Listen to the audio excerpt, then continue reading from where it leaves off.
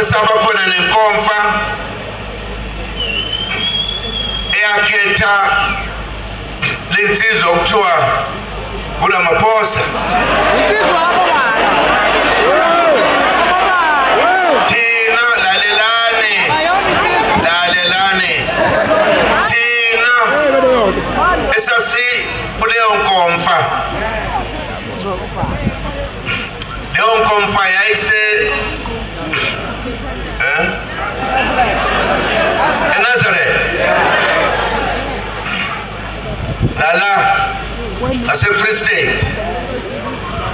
Ngamabomu sakhipha izinqumo zokuthi umhlaba ubuye,